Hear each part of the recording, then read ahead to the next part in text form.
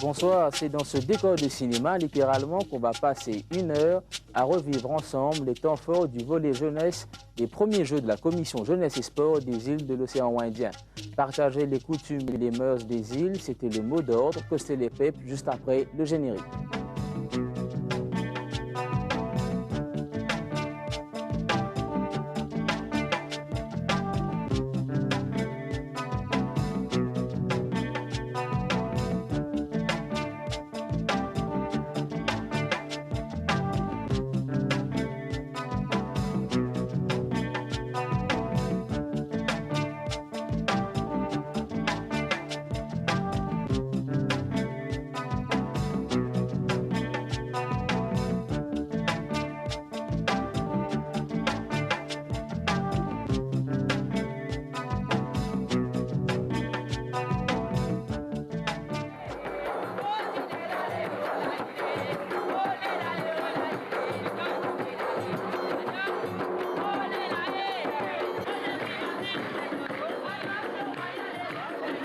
Des ministres qui dansent et la presse qui s'amuse.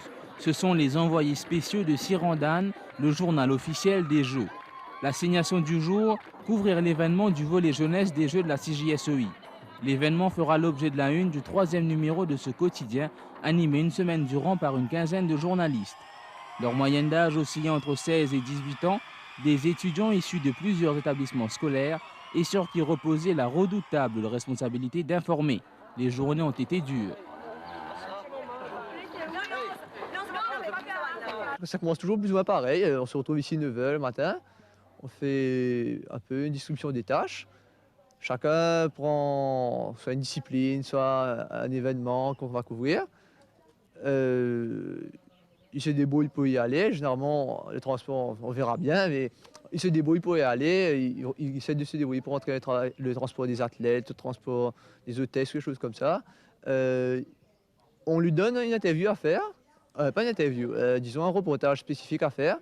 Dessus, il est supposé ajouter d'autres bouts, des trucs qu'il improvise lui-même, des trucs comme des impressions des gens, l'ambiance de la foule. Il est supposé faire tout par lui-même, il est supposé innover beaucoup, prendre beaucoup d'initiatives, et c'est la première chose des journalistes de Sirandan.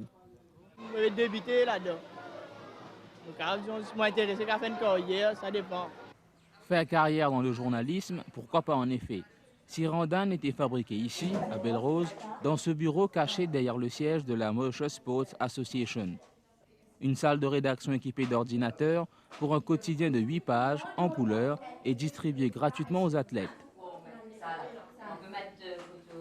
Mise en page, publication assistée par ordinateur, texte, légende, deadline, le quotidien du quotidien. Une véritable aventure pour ces jeunes reporters photographes qui ont ainsi découvert les contraintes et les particularités d'un métier autrement exigeant. Comme expérience, ça vous apporte quoi? Beaucoup. Enfin, on fait la connaissance de beaucoup de personnes et on se sert de notre culture. On exploite bien notre culture parce qu'à l'école, on ne peut pas bien exploiter nos talents. Là, on se découvre des talents. On n'est pas extra, mais on se débrouille. C'est un métier qui prend beaucoup de temps, pour commencer. Il y a certains qui ont travaillé jusqu'à très tard. En moyenne, il y a certains qui ont terminé ici 11h30 tous les soirs. Et ça, c'est mise en page, rédaction, texte et tout. On peut voir que c'est un métier qui demande vraiment beaucoup, qui vraiment... Comment dire? C'est un métier qui faut avoir un certain trait d'esprit pour pouvoir le pratiquer, je crois. Il n'y a pas tout le monde qui peut le faire. Et pas tout le monde qui aurait aussi envie de comment dire, donner une journée entière pour un bout de papier comme ça. Mais pour certains, c'est très important, et l'écriture et tout, c'est quelque chose que moi, personnellement, j'apprécie beaucoup. 1500 exemplaires tirés chaque jour et des dizaines d'interviews, d'instantanés et de portraits. Le ton n'a jamais été sérieux ni prétentieux et Sirandan a réussi à couvrir les innombrables activités tenues durant cette folle semaine.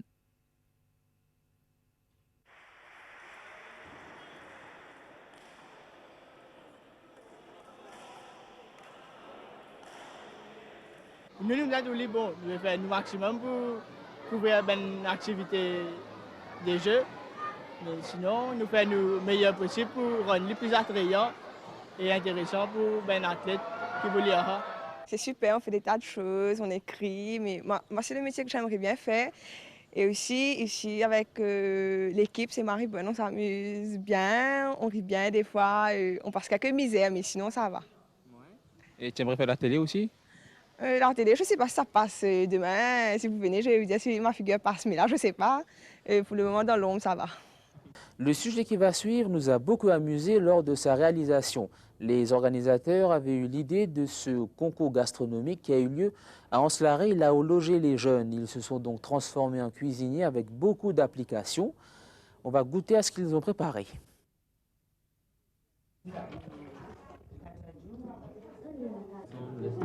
Jamais autant de monde n'avait envahi la cuisine du centre de jeunesse d'Anse-Larrey. Les cuisiniers en herbe sont au four et au moulin et se pressent afin d'être prêts pour le dîner. Tout à l'heure, ils auront 200 bouches à nourrir. Vous gagnez beaucoup d'assistance au là? Un petit peu, beaucoup. Mais pas que beaucoup, pas qu'assistant, comment on gagne. Ben, comment vous débrouillez?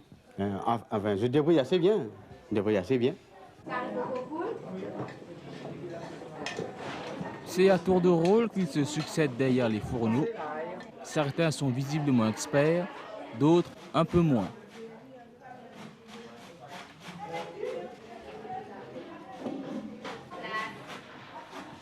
Qu'est-ce que la Réunion prépare aujourd'hui? Un rougail de crevettes et au pimenté et un gâteau patate. Et ben, parle-nous de la recette. En fait, c'est pas moi trop au courant. Le cuisinier, c'est Diane. Attendez une minute. Hein. Diane! Diane! Alors, on a pris des tomates pour faire pour mélanger tout. On va mettre du safran pour donner un petit goût relevé, plus que le piment, dans le carré de crevettes, dans le rougail de crevettes et dans le gâteau patate. Là, on est en train de faire cuire les patates pour enlever la peau et après faire cuire. Tu fais la cuisine chez toi?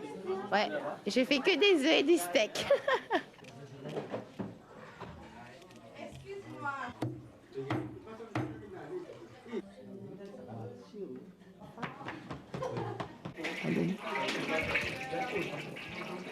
Qu'as-tu préparé ce soir? Un carré coco poule, satini poisson salé, satini papaye, après un poisson grillé. Et qui te met là-dedans? Piment, oignon, du poivre, l'ail, après du sel. T'as cuit la case? Oui, oui. Oui. Tout la zone est cuit.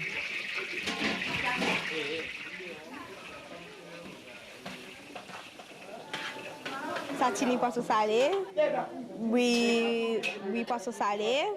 Ensuite, petit le piquant là. Après, on écrase là, on perce.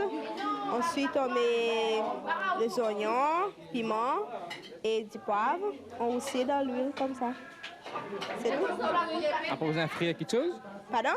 Vous infriez quelque chose après? Non, ça vient avec du riz, c'est tout. Une véritable ruche où les épices vous titillent les narines et où l'on s'échange, cela va de soi, les recettes.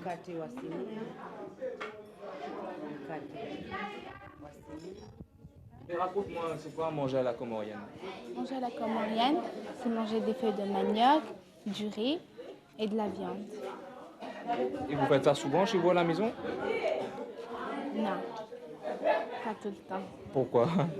Parce que j'aime pas. Tu cuisines quoi en général? En général, des frites. Ce qu'on fait ici en premier temps, c'est le sambusa qui veut dire, bon, comme les Comoriens ne parlent pas en français, ils ont voulu dire ça sent bon ça. Donc le nom a pris sambusa. Steak frites contre samoussa et feuilles de manioc, faut-il vraiment choisir? Les feuilles de manioc, il paraît que vous ne mangez pas ici, mais on voulait le faire. Malheureusement, on ne nous a pas donné les moyens nécessaires pour le mettre en place. Ça se mange comment? Hein?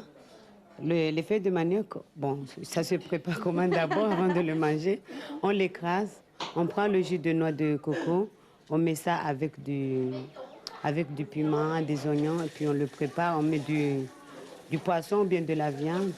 Et après, on met ça, on mange avec du riz, on mange avec du manioc, on mange avec autre chose. Sinon, c'est super. Vraiment, je regrette beaucoup de ne pas vous faire montrer ou bien vous faire goûter les feuilles de manioc.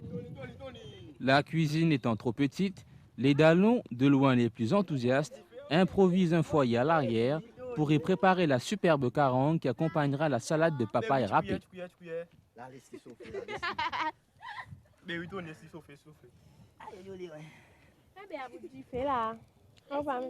Zoli petit carangue. Ça carangue balou ça. Carangue plat. Carangue plat. Pédane pomme. Vous avez fait? Pédane pomme. Ça veut dire? Là, la guette est là, c'est même ça. Voilà, Là, on peut mettre de la sauce. Là, nous ajoutons la sauce. Et puis, donner ça une bonne odeur là.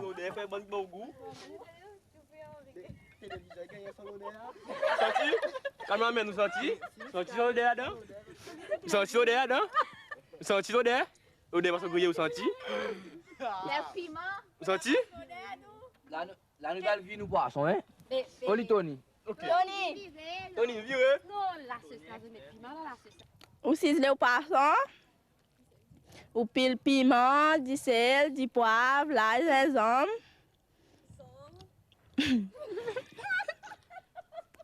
Et puis, le temps pour mettre l'eau à la braise. On peut mettre pas l'eau du feu. Mettre les œufs avec la salade, cuire avec la salade. Ciseler bien, on met son épices. Et puis, on met de l'eau à la braise, on laisse les cuire. Et puis, on peut faire la sauce à part pour arroser de temps en temps, faire les roses, pour faire les gagner jolies couleurs. Piment, l'ail, gingembre. À nous, vieux. Là. Ciao.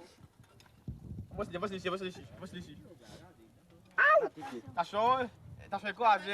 Ça, un poisson là, poisson pour ça, du monde là. Il peut assez si nous qu'on mange, si nous faisons vorace, pas assez même.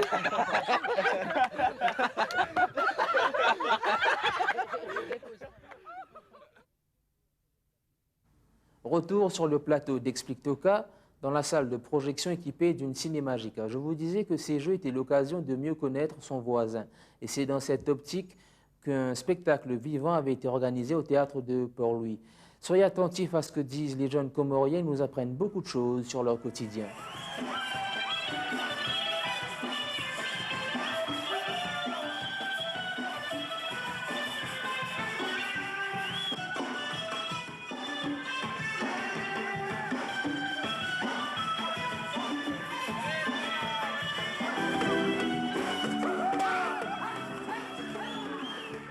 Ce n'est sans doute pas un hasard si c'est le tube de Patrick Victor qui est repris encore à la fin du spectacle vivant présenté par les jeunes au théâtre de Port-Louis. Pour eux, le contrat était simple, partager l'espace d'une scène et de quelques tableaux, certains aspects de leurs coutumes, de leurs traditions vestimentaires et de leur histoire. Pour ce Composite Show Interrail, chaque pays était représenté par 12 jeunes. Maurice avait choisi de raconter le difficile parcours parsemé de heurts de la naissance d'une nation, les débuts de son peuplement à son indépendance.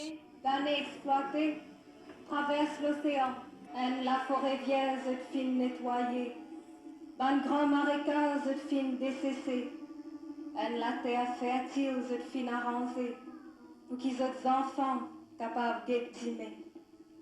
En 1810, Anglais prend pays, l'esclavage continue. Lisier travaillait à fin commence ouvert.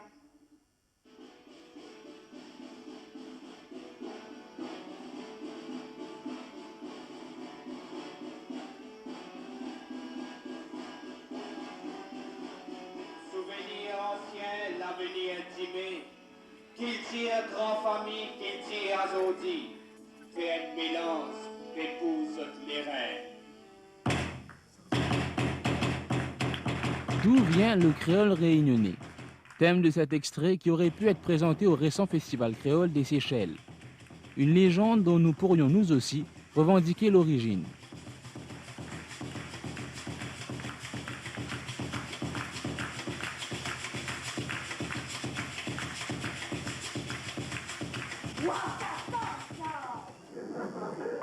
Il s'agit d'un muet, il ne parlait pas au début.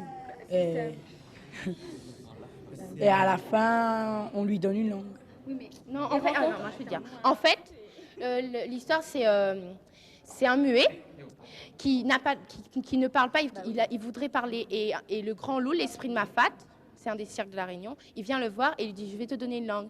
Et il tire la langue du muet pour que ça fasse un bâton de colle. Et il appelle tous les oiseaux. Et il y a 4 oiseaux qui viennent se percher dessus.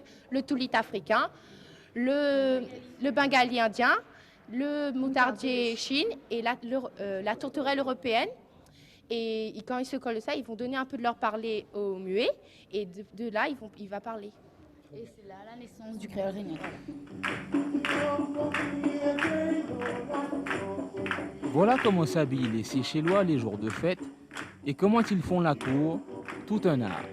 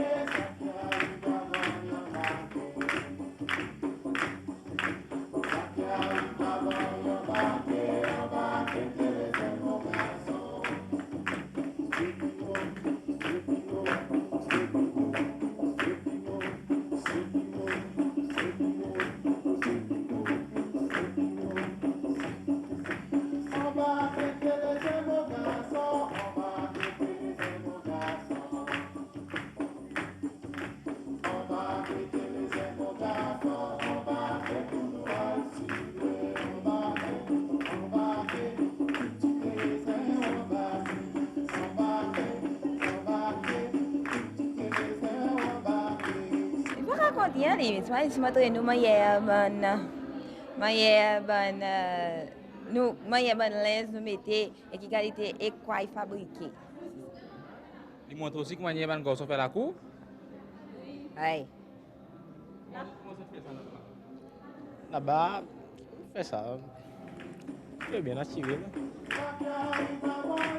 S'ils sont peu loquaces sur les détails, ils citent cependant volontiers les expressions retenues de notre créole. Nous montre comment papa le mauricien aussi. Qui t'en apprend? 3 pommes, 10. Après, je dis poisson, cabot. Ayo. Maintenant, on connaît Ayo. Toi couillonne-moi. Mon coton-toi.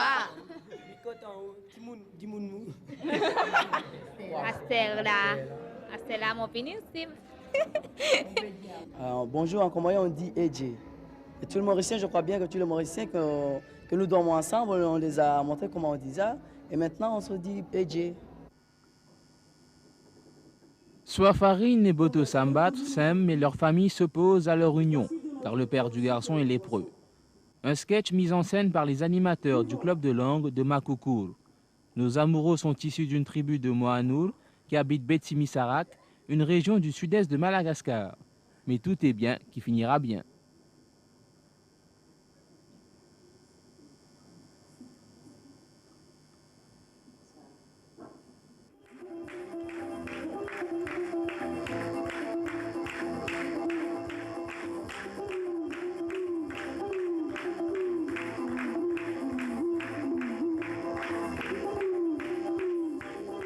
Ça se passe souvent dans notre région. Il faut respecter le conseil des sages. Il ne faut pas aimer une jeune fille. Il faut voir les familles des jeunes filles avant de faire le mariage. Non, maintenant ça n'arrive plus parce que il y a des filles qui n'aiment pas faire ça, quoi. Elles n'aiment pas qu'on leur dise il ne faut pas que tu te maries avec ça, mais c'est elle qui choisit. Et comment tu vas faire, toi? Moi? Eh ben, je fais... je sais pas, moi. Celle que j'aime. Pas de problème. Je n'aime pas qu'on me force avec ce qu'on aime, avec ce que je n'aime pas. Je n'aime pas qu'on force, c'est tout. La République fédérale islamique des Comores, la plus petite et la plus méconnue des Mauriciens. Elle accueille seulement 10 000 touristes par an. 47% de sa population a moins de 15 ans, c'est la plus jeune des 5 îles. Et 49% des jeunes de 12 à 14 ans ne sont pas scolarisés.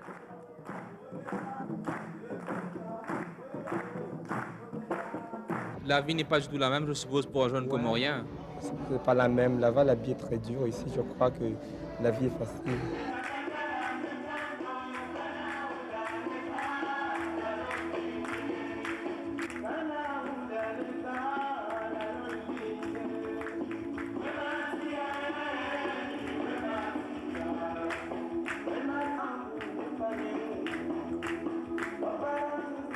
Du point de vue scolaire, parce que là-bas, il n'y a que les écoles privées. Mais les écoles publiques, ce n'est pas encore ouvert parce qu'il y a eu un problème depuis 1989. Donc, souvent, on a des années blanches, parfois, ça passe comme ça. Mais si jamais on n'a pas d'argent, on ne peut pas être éduqué là-bas. Surtout la vie, parce que là-bas, la vie, c'est vraiment difficile. Surtout à l'école. Des fois, on redouble.